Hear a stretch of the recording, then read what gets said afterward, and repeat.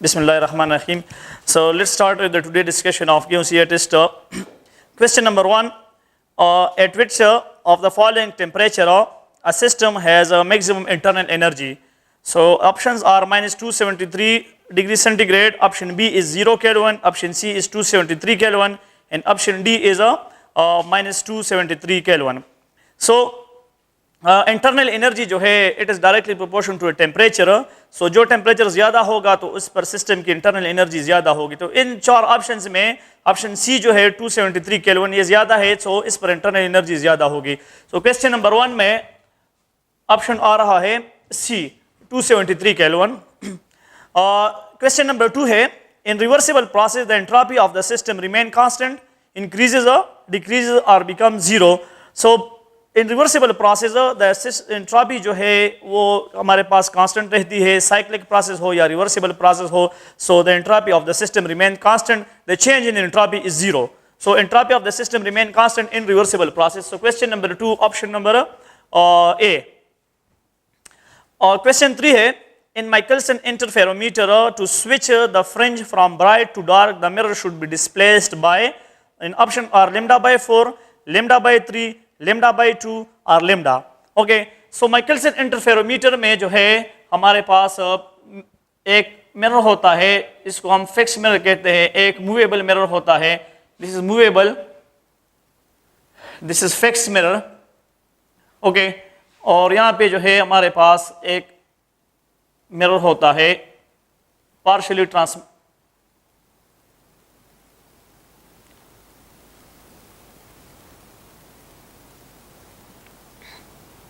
और नीचे एक डिटेक्टर लगा होता है. ठीक है, ये फिक्स मिरर है, ये मूवेबल मिरर है, और ये जो है लाइट जो है यहाँ से आती है, इस ग्लास से रिफ्लेक्ट होती है और पार्शियली से ट्रांसमिट होती है. ओके, ये पार्शियली सिल्वर ग्लास है. अब यहाँ से होकर आती है और यहाँ से होकर आती है. जब यहाँ पे पहुँचती है तो पार्ट डिफरेंस जो है दिस इज इक्वल टू 0 और लेमडा और 2 लेमडा. तो हमारे पास कंस्ट्रक्टिव इंटरफेरेंस होगा, कंस्ट्रक्टिव इंटरफेरेंस. तो हमें ब्राइट ये फ्रिंज देखने को मिलेगी. अब कहते हैं कि इस फ्रिंज को ब्राइट से डार्क बनाने के लिए हम मूवेबल मिरर को कितना फासला दें. ठीक है, तो अगर मैं मूवेबल मिरर को बैकवर्ड जो है मोशन दे दूं, इसको ऊपर की तरफ लेके जाऊं by lambda by 4, lambda by 4, तो लेमडा बाय 4 इस साइड से और लेमडा बाय 4 वापसी पर. तो ये वाला लाइट जो है, ये वाला लाइट इसके मुकाबले में ये वाला लाइट कितना फासला ज्यादा तय करता है, लेमडा बाय 4 इस साइड से, लेमडा बाय 4 इस साइड से. तो ये लेमडा बाय 4 उस साइड से वापसी पर और लेमडा बाय 4 इस साइड से. तो टोटल जो फासला ज्यादा इसने तय किया है वो lambda by 4 plus lambda by 4 is equal to lambda by 2. और लेमडा बाय 2 जो है इसने क्या किया है, पार्ट डिफरेंस आया है. इस लाइट से इस लाइट ने इतना ज्यादा फासला तय किया है. ओके, तो क्या होगा जब ये लेमडा बाय 4 जो है this condition for destructive interference, destructive interference. Okay, so अगर हम मूवेबल मिरर को लेमडा बाय 4 जो है डिस्टेंस दे दे ऊपर या नीचे, ठीक है, तो पार्ट डिफरेंस जो है लेमडा बाय 2 बन जाएगा इस रे और इस रे के दरमियान. तो यहां पे जो है हमारे पास डिस्ट्रक्टिव इंटरफेरेंस हासिल हो जाएगा, मींस डार्क फ्रिंज आ जाएगा.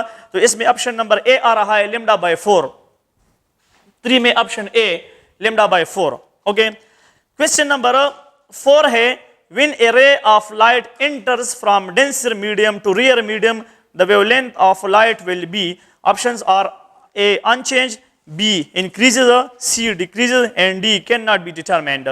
So when the ray of light enter from denser medium, so ये for example ये boundary है, ये denser medium है और यहाँ पे rear medium है. So denser medium में speed जो है वो light की वो कम होती है, तो यहाँ से जो है लाइट जाती है, दिस इज V, और यहाँ पे जब आती है so let's suppose this is C, rear medium है. एयर में अप्रॉक्सीमेटली हम इसको वैक्यूम के बराबर लेते हैं. ठीक है, तो ये C है. यहाँ पे स्पीड कम है, यहाँ पे स्पीड ज्यादा है. F जो है दिस इज कांस्टेंट, F हमारे पास कांस्टेंट है. तो जब C इंक्रीज होती है तो V is equal to F lambda, तो साथ में जो है लिम्डा भी इंक्रीज होती है।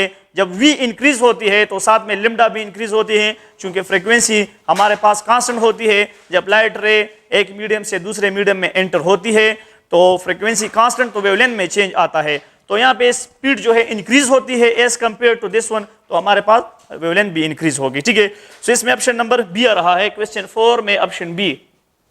क्वेश्चन 5 है the velocity of earth satellite are also determined from Doppler shift in frequency of dash waves they transmit. Velocity of satellite जो है डॉपलर शिफ्ट से मालूम करते हैं, लेकिन कौन से वेव ये ट्रांसमिट करते हैं सैटेलाइट्स? तो इसमें माइक्रोवेव है, इंफ्रारेड है, एक्सरेज है एंड रेडियो। रेडियो वेव्स जो है ये ट्रांसमिट करते हैं और इसकी बदौलत जो है डॉपलर इफेक्ट से सैटेलाइट्स की वेलोसिटी मालूम की जाती है। सो क्वेश्चन नंबर 5 में ऑप्शन नंबर डी आ रहा है। क्वेश्चन नंबर 6 है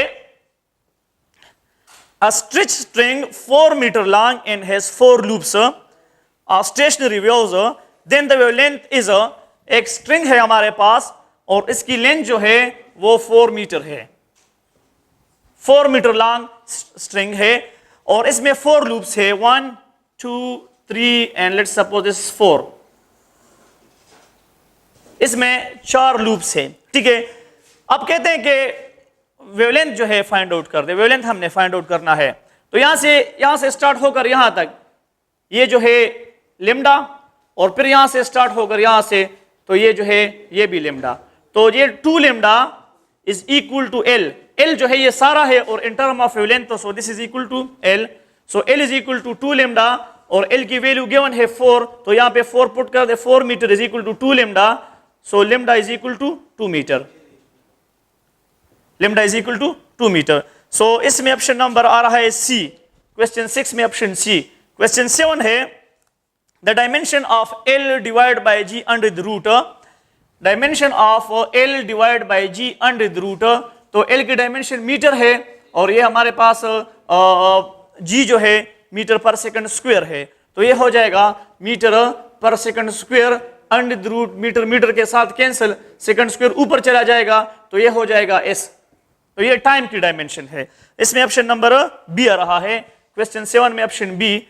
क्वेश्चन 8 है which of the following is the unit of plane angle, and options are radian, degree, minute and option D is all.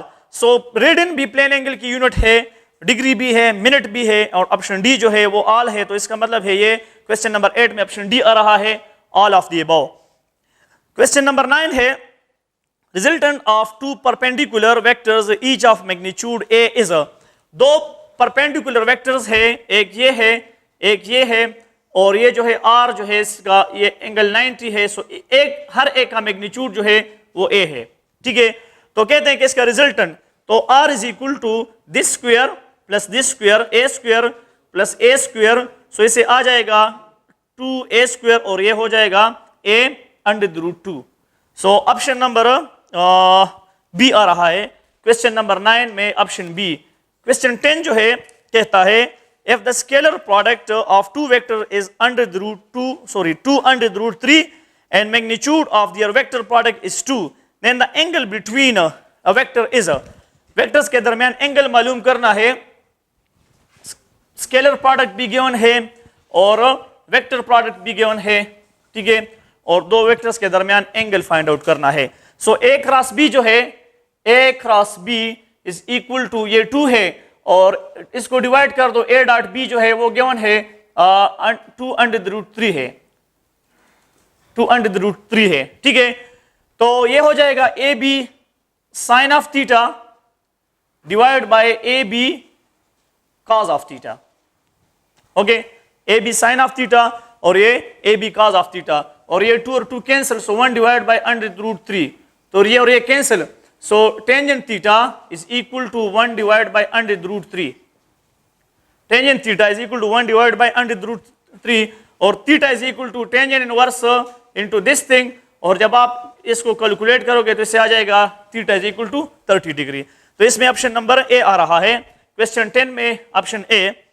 Question 11 है at what speed the momentum and kinetic energy of a body having the same value. कौन से speed पर momentum और kinetic energy की speed same होगी। ठीक है,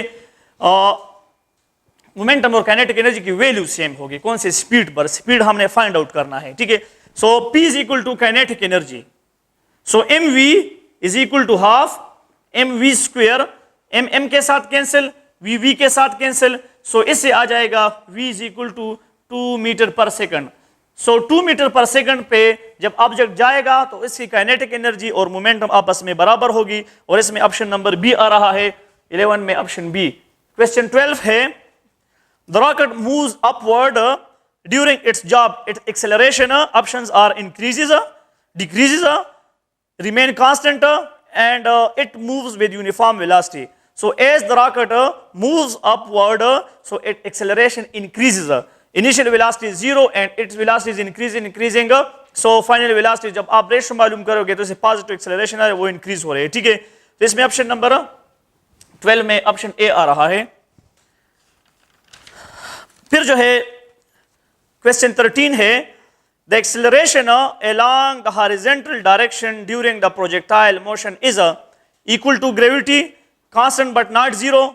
Option C is maximum and option D is 0. So projectile motion में horizontal direction में velocity constant रहती है, और जब velocity constant रहती है तो acceleration is 0. तो इसमें ऑप्शन नंबर डी आ रहा है क्वेश्चन 13 में, ऑप्शन डी। क्वेश्चन 14 है a body of mass 1 kilogram drops from the top of the tower of height 50 meter. What will be the kinetic energy 10 meter below the top? एक object है वो 50 metre height tower है, h is equal to 50 metre, और कहते हैं कि यहां पे जो है इसकी वेलोसिटी 0 है, हम इसको नीचे गिराते हैं 10 मीटर तक, 10 मीटर तक हम इसको नीचे गिराते हैं। कहते हैं कि इस पॉइंट पर इसकी काइनेटिक एनर्जी फाइंड आउट कर दे, इस पॉइंट पर इसकी काइनेटिक एनर्जी फाइंड आउट कर दे। तो इस पॉइंट पर इसकी वेलोसिटी पहले मालूम करते हैं, क्योंकि kinetic energy is equal to half mv square, मुझे वेलोसिटी चाहिए, वेलोसिटी नहीं गिवन। तो यहां पे जो है इसकी वेलोसिटी है वो है v is equal to 2gh, चलो 2as 2gh is equal to vf square minus vi square. vi चूंकि 0 है तो ये हो जाएगा v स्क्वायर या vf square is equal to 2gh या v is equal to 2gh under root, ठीक है। तो इससे वेलोसिटी फाइंड आउट करते हैं।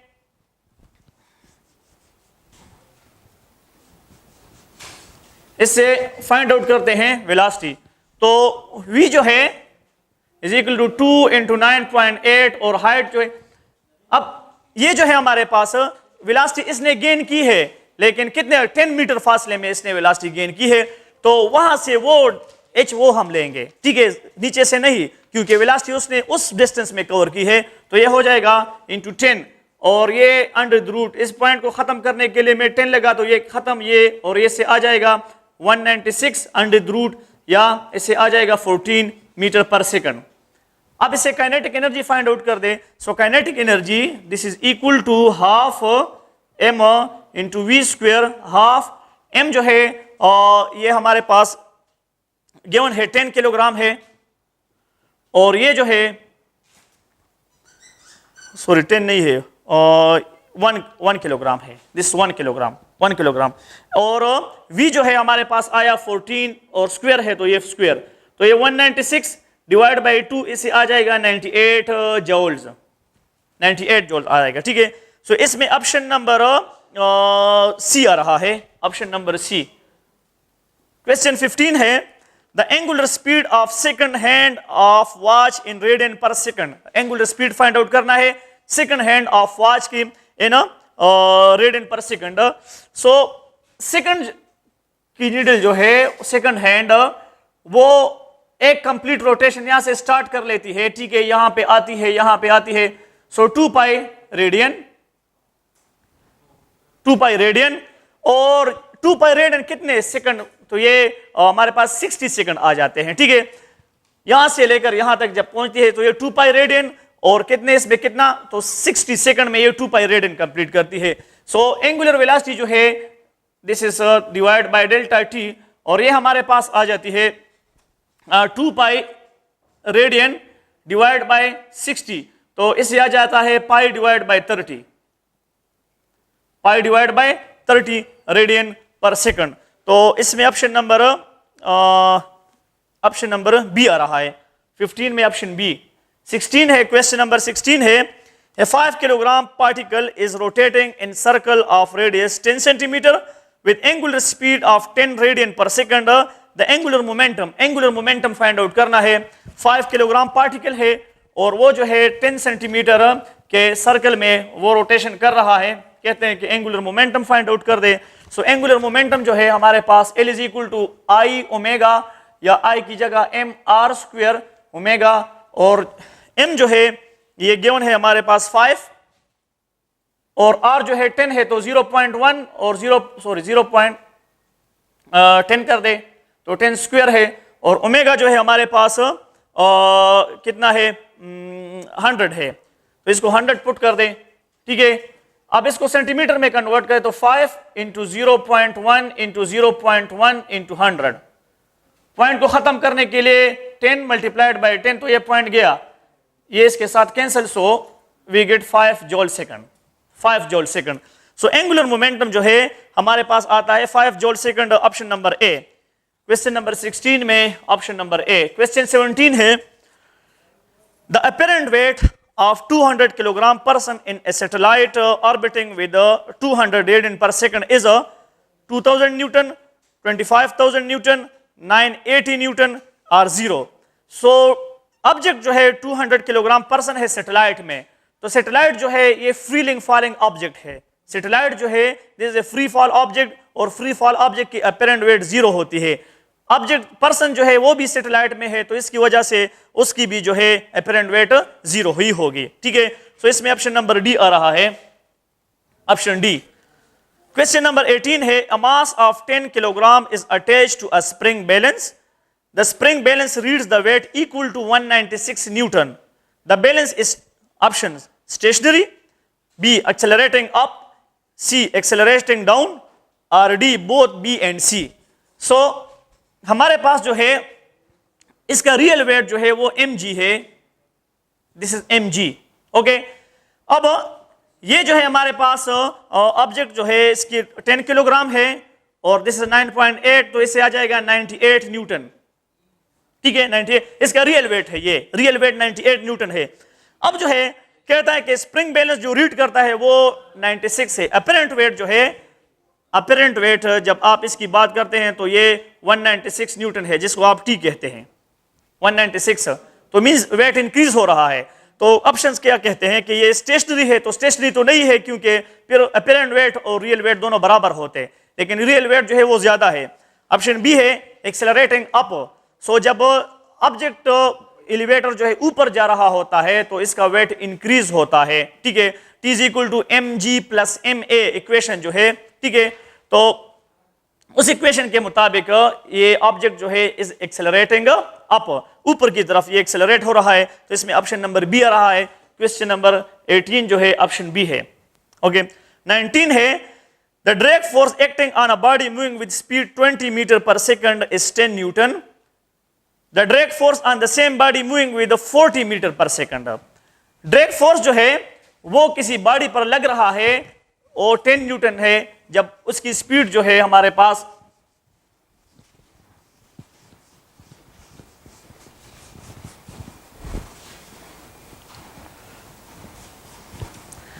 ड्रैग फोर्स जो है किसी ऑब्जेक्ट पर लग रहा है जब किसी बॉडी पर, जब वो 20 v जो है 20 मीटर पर सेकंड है तो कहते हैं कि एफ ड्रैग जो है this is 10 Newton. Okay, 10 Newton. अब स्पीड जब बढ़ता है डबल होता है, सो वी जो है कहते हैं कि ये 40 मीटर पर सेकंड कर दे, तो एफ ड्रैग जो है फिर क्या होगा। ठीक है, तो ये हमें पता है कि F D is equal to 6 pi eta R V, वही बॉडी है। ठीक है, वही मीडियम में है, वही बॉडी है। सो ये जो है F drag force is directly proportional to V. अगर वेलोसिटी डबल हो गई तो इस पे ड्रैग फोर्स भी डबल पर लगेगा। ठीक है, तो ये अगर 40 है, ये 10 है, तो ये जो है 20 हो जाएगा, 20 न्यूटन। सो इसमें ऑप्शन नंबर बी आ रहा है, 20 न्यूटन। क्वेश्चन नंबर 19 में ऑप्शन बी। क्वेश्चन 20 है, A light and heavier droplets are allowed to fall from the same height in the same medium. The droplet that will attain the terminal velocity first will be lighter, heavier, both will attain at the same time और none. एक lighter object है और एक heavier है, कहते हैं कि दोनों जो है हमारे पास क्या है, मीडियम में आ रहे हैं, ठीक है। तो कौन सा जो है टर्मिनल वेलोसिटी फर्स्ट गेन करेगा? सो लाइटर ऑब्जेक्ट जो है इसकी टर्मिनल वेलोसिटी कम है, तो ये पहले टर्मिनल वेलोसिटी गेन करेगा, और जो हेवियर ऑब्जेक्ट है उसके लिए टर्मिनल वेलोसिटी की वैल्यू ज्यादा है, तो वो जो है लेटर जो है वो क्या करेगा, टर्मिनल वेलोसिटी गेन करेगा, ठीक है। तो इसमें ऑप्शन नंबर ए आ रहा है, lighter object will attain the terminal velocity first, option A. Two pendulum 21 है, two pendulum close to each other are in equilibrium. When fast air is blown between them, they will remain stationary, move away from each other, come close to each other, both A and B. दो pendulum है और एक जो है यहां पे है, दूसरा यहां पे है। कहते हैं कि यहां पे फास्ट एयर ब्लो कर दे तो क्या होगा? तो जब फास्ट एयर इनके दरमियान ब्लो कर दे तो प्रेशर कम हो जाएगा, इन यहां पे प्रेशर जो है P डिक्रीजेज, और जब यहां पे प्रेशर कम हो जाएगा तो ये जो है come close to each other, ये एक दूसरे के करीब आ जाएंगे, ठीक है। सो इसमें ऑप्शन नंबर सी, 21 में ऑप्शन सी। 22 है, the acceleration of spring mass system at a mid way between two extreme position is a, mid way जो है टू एक्सट्रीम पोजीशन, एक एक्सट्रीम पोजीशन ये है, एक एक्सट्रीम पोजीशन ये है, इनके दरमियान जो मिड पॉइंट होगा वो मीन होगा। ये टू एक्सट्रीम पोजीशन के दरमियान मिड पॉइंट, तो एक्सट्रीम पोजीशन के दरमियान जो मिड पॉइंट होता है वो मीन होता है, वो मीन पोजीशन पे एक्सेलरेशन जो है वो a is equal to 0, acceleration 0 होता है, ठीक है। तो इसमें ऑप्शन नंबर बी आ रहा है 22 में, ऑप्शन बी। 23 है question, the time period of spring mass system is t, if mass is reduced by 36% then the time period becomes, so time जो है पीरियड की इक्वेशन है t is equal to 2 pi m over k, अगर इसको हम 36% पे reduce कर दे तो कितना रह जाएगा? 64% रह जाएगा। सो 2 पाई और ये 64% अगर हम कर दे, इसको रिड्यूस कर दे तो ये हो जाएगा, और ये k और ये आ जाएगा 2 पाई और 0.64 m ओवर k, तो इससे आ जाएगा 0.8 t, 0.8 t, अंडर रूट से 0.64 का अंडर रूट ले ले 0.8 t, तो इसमें ऑप्शन नंबर डी आ रहा है 23 में, ऑप्शन डी। 24 जो है इसमें a negative charge particle is moved in the direction of electric field, electric potential energy, electric potential energy इसकी क्या होगी, ठीक है। तो ये एक चार्ज पार्टिकल है और इसकी इलेक्ट्रिक फील्ड की डायरेक्शन इस तरफ है, ठीक है। अब नेगेटिव चार्ज पार्टिकल को यहां पे रखते हैं, यहां पे ये नेगेटिव चार्ज पार्टिकल है, तो ये अपनी मर्जी से इस तरफ जाएगा, अपनी मर्जी से ये इस तरफ जाएगा, लेकिन अगर हम इसको इलेक्ट्रिक फील्ड के डायरेक्शन में लेना चाहेंगे तो इस पर वर्क डन करना पड़ेगा, ठीक है। यहां पे अगर हम इसको लेना चाहे यहां पे इस तरफ तो वर्क डन करना पड़ेगा, वर्क डन इस पे करना पड़ेगा। और ये जो है जब आप वर्क डन करोगे, जबरदस्ती उसको लेके जाओगे इलेक्ट्रिक फील्ड के डायरेक्शन में, तो इससे इसकी पोटेंशियल एनर्जी इंक्रीज होती है। सो ऑप्शन नंबर ए 24 में, option A, potential energy increases ज्यादा हो जाएगी। ओके, फिर जो है a proton is moving west in a region where magnetic field is from north to south, proton जो है वो वेस्ट की तरफ जा रहा है और मैग्नेटिक फील्ड जो है नॉर्थ से साउथ की तरफ है, इट विल बी डिफ्लेक्टेड। तो इसको आप जो है फ्लेमिंग लेफ्ट हैंड रूल से भी कर सकते हैं, राइट हैंड पालम रूल से भी कर सकते हैं, आपकी मर्जी है, ठीक है। तो चलो ये एन ई डब्ल्यू और ये एस है, ठीक है। पहले मैप बनाते हैं, तो ये साइड जो है नॉर्थ हुआ, अकॉर्डिंग टू मैप में जाऊंगा, अकॉर्डिंग टू मैप ये नॉर्थ है, ये साउथ है, ये ईस्ट है और ये वेस्ट है, ठीक है। अकॉर्डिंग टू मैप, मैंने मैप को फॉलो किया है, ठीक है। तो प्रोटॉन जो है इज मूविंग वेस्ट, प्रोटॉन जो है वेस्ट की तरफ जा रहा है, तो फ्लेमिंग लेफ्ट हैंड रूल के मुताबिक ये लेफ्ट है, ये वेस्ट को जा रहा है, तो वेस्ट ये है, अकॉर्डिंग टू मैप वेस्ट ये है। तो ये जो है प्रोटॉन के मोशन को शो करता है, force, field and current, FBI, तो ये जो है प्रोटॉन के मोशन को शो करता है वेस्ट की तरफ। फिर जो है फील्ड, मैग्नेटिक फील्ड जो है वो फ्रॉम नॉर्थ टू साउथ है, तो ये नॉर्थ है और ये साउथ है, तो फील्ड जो है इस डायरेक्शन में है, इस डायरेक्शन में। और प्रोटॉन पे फोर्स कहां पे लगेगा, तो ये टर्म जो है ये फोर्स की डायरेक्शन को शो करता है, तो इस पे अपवर्ड, ये अपवर्ड फोर्स लगेगा, ठीक है। तो ये फोर्स अपवर्ड, फील्ड इस तरफ फ्रॉम नॉर्थ टू साउथ, और प्रोटॉन जो है इस तरफ जा रहा है, तो इस पे अपवर्ड फोर्स लगेगा, ठीक है। सो इसमें ऑप्शन नंबर सी आ रहा है, अपवर्ड। 25 में ऑप्शन सी आ रहा है, ठीक है। आप राइट हैंड पालम रूल से भी कर सकते हैं कि प्रोटॉन जो है इस तरफ, तो टर्म को प्रोटॉन या इलेक्ट्रॉन जो भी पार्टिकल है उसके डायरेक्शन में कर दो, तो ये प्रोटॉन इस तरफ जा रहा है, वेस्ट की तरफ। फिर जो है magnetic field from north to south, तो नॉर्थ ये है, साउथ ये है, तो मैग्नेटिक फील्ड जो है ये फिंगर्स इसको मैग्नेटिक फील्ड की डायरेक्शन में कर दे, तो ये मैग्नेटिक फील्ड की डायरेक्शन ये इस तरह, ये पालन का जो सही तरह है, ये पॉजिटिव चार्ज पर फोर्स को, तो ये इस तरफ पे अपवर्ड फोर्स लगेगा, ठीक है। फिर जो है the SI unit of electric flux is 26 है, SI unit of electric flux phi is equal to EA है, so newton per coulomb into metre square, ये भी ठीक है। और EA है, और ये वोल्ट पर मीटर इंटू मीटर स्क्वायर, तो इससे ये, तो ये वोल्ट मीटर, तो ये भी ऑप्शन ठीक है, ये ऑप्शन भी ठीक है। तो इसमें ऑप्शन नंबर सी आ रहा है, both A and B, okay, इसमें दोनों ठीक है, तो बोथ ए एंड बी। तो 26 में option number C, both A and B. In LRC series circuit, when the frequency of AC source is very high, then the circuit is resistive, capacitive, inductive, both A and B. Frequency जब high होती है तो circuit जो है inductive होता है, जब frequency लो होती है तो फिर ये कैपेसिटिव होता है। तो यहाँ पे फ्रीक्वेंसी चूंकि हाई है तो फिर जो है इंडक्टिव सर्किट होता है, ऑप्शन नंबर सी है, ठीक है। 27 में ऑप्शन सी। 28 की तरफ आते हैं। The energy required to ionize a hydrogen atom from its first excited state is so options are 13.6, 12.1, 3.4 and 1.51 electron volt.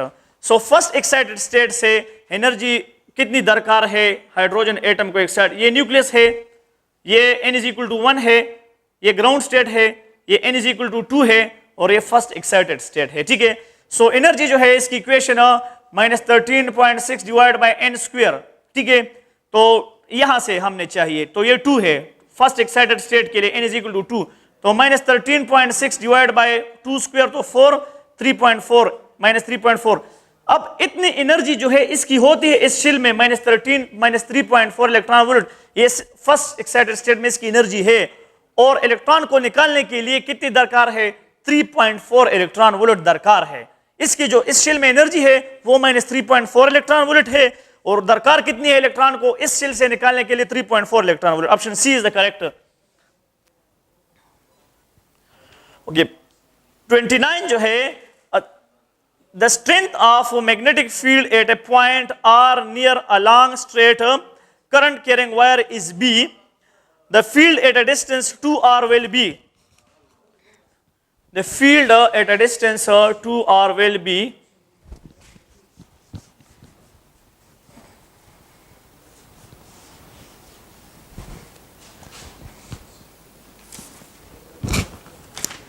the field at okay, so ये क्वेश्चन नंबर 29 है। B is equal to mu naught I divided by 2 pi r, Ampere's law है, okay.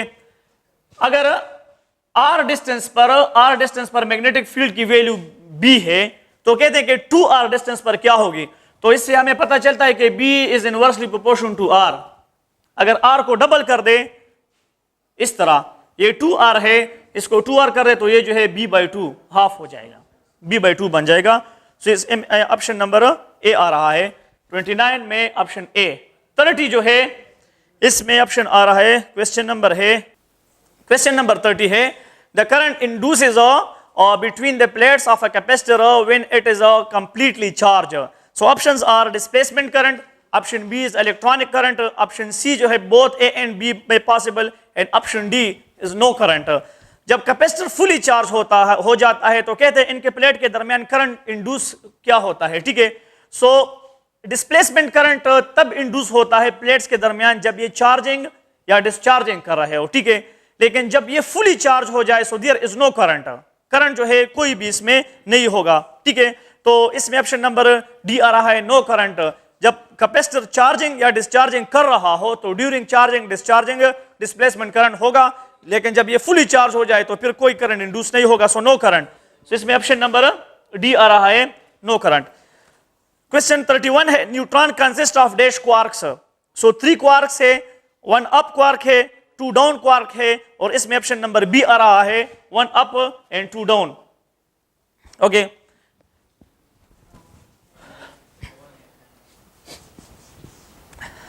Question number 32 है, in beta negative decay charge number of daughter nuclei remain constant, B decreases by 1, C increases by 1, और both B and C. So in beta negative decay this is Z A, और यहां पे जो है हमारे पास plus beta negative और Z plus 1, और ये A plus this thing, okay, plus क्यों, तो चार्ज जो है इसको कांस्टेंट रहना चाहिए, ठीक है।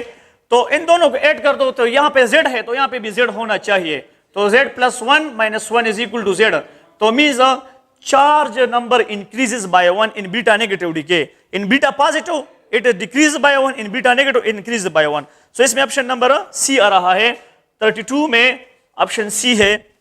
33 है, blue and green light of same intensity are allowed to fall on the same metal surface, photoelectric current will be maximum for option A blue light, option B green, option C both will be the same, and option D none। तो intensity दोनों की same है, and photoelectric current depends upon the intensity, it does not depend on the energy or wavelength or frequency, इस पे कोई depend नहीं करता। तो ब्लू लाइट है और ग्रीन लाइट है, दोनों की इंटेंसिटी सेम है, तो photoelectric current will be the same। सो ये जो है option C, photo electric current जो है, अब 33 में ऑप्शन सी है, both will be the same. 34 है, the high energetic beam in X-ray characteristic spectrum is K alpha, L gamma, K gamma and L beta. So high energetic beam जो है characteristic x ray में, इन option में से के गेमा जो है इसकी एनर्जी सबसे ज्यादा है, ठीक है। तो ये ऑप्शन नंबर सी आ रहा है, 34 में ऑप्शन सी। 35 है, for an angle of 60 degree the value of Compton shift is equal to dash of the Compton wavelength। तो Compton wavelength जो है हमारे पास वो क्या है, h divide by m not c, ये Compton wavelength की वैल्यू है, ठीक है। कहते हैं कि h divide by m not c into 1 minus cos of theta. अब Compton इफेक्ट में जब वेवलेंथ स्कैटरिंग जब हम पढ़ते हैं तो फाइनल इक्वेशन हमारे पास ये आ जाता है, ठीक है। अब थीटा कौन से एंगल पर, ये जो है हाफ होगा, ठीक है। तो theta is equal to 60 degree put कर दे, 60 डिग्री पे ये कितना होगा, ठीक है। तो 60 डिग्री अगर हम पुट करें तो ये हाफ आ रहा है, ये हो जाएगा m not c into 1 minus cos of 60 से 1/2 आ रहा है, और ये इसको आप कैलकुलेट कर दे, एलसीएम ले ले तो ये हो जाएगा h divide by m not c, और इसे आ जाएगा 2। तो ये देखो ये हाफ बन गया, हाफ ऑफ द 60 डिग्री पे ये half of the Compton wavelength बन जाता है, ठीक है। So option A is the correct answer, 35 में ऑप्शन ए। 36 जो है, in N type semiconductor the conduction is mainly due to holes, electrons both and neutrons. So electrons जो है these are majority charge carrier, and in N type semiconductor electrons की वजह से conduction होती है, तो इसमें ऑप्शन नंबर बी आ रहा है। 37 जो है, conversion of alternating current to direct current is called amplification, modulation, oscillation or rectification। इस प्रोसेस को हम रेक्टिफिकेशन कहते हैं। एक हाफ वेव रेक्टिफायर है, एक फुल वेव रेक्टिफायर है। तो ये जो है अल्टरनेटिंग करंट को डायरेक्ट करंट में कन्वर्ट करने के लिए जो प्रोसेस होता है इसका rectification. So option number D आ रहा है, ऑप्शन डी। 38 जो है कहता है the dimension of elastic modulus, elastic modulus की dimension. So y is equal to stress divide by strain, तो स्ट्रेन की तो कोई यूनिट नहीं है, ठीक है, और वो स्ट्रेस है तो फोर्स पर यूनिट एरिया इसकी यूनिट है, और ये न्यूटन बाय मीटर स्क्वायर, ये किलोग्राम मीटर पर second square into metre square, 1 metre goes with this one. So m l-1 and t-2। So 38 में ऑप्शन नंबर 38 में ऑप्शन नंबर सी,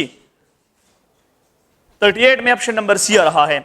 39 जो है, select the false statement for metallic conductor under electrostatic condition। option A, electric field is 0 inside the conductor।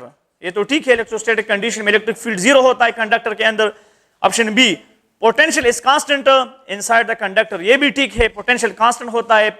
Option C जो है, net force on the charge inside the conductor is maximum, तो force जो है zero होता है, क्योंकि electric field इसके अंदर जीरो है तो चार्जेस पर फोर्स किस तरह लगेगा, ठीक है। तो ये फॉल्स स्टेटमेंट है, ऑप्शन सी जो है दिस इज फॉल्स स्टेटमेंट। और लास्ट वन जो है, when a magnitude of test charge is half then the electric field intensity, तो इलेक्ट्रिक फील्ड इंटेंसिटी की जो वो है it is independent of the test charge, तो टेस्ट चार्ज पर ये डिपेंड नहीं करता और only depend on source charge, तो ये इसमें ऑप्शन है डी रिमेन कांस्टेंट, इस पे कुछ फर्क नहीं पड़ेगा। तो 40 में ऑप्शन डी है, इट विल रिमेन कांस्टेंट, ठीक है। Okay, thank you.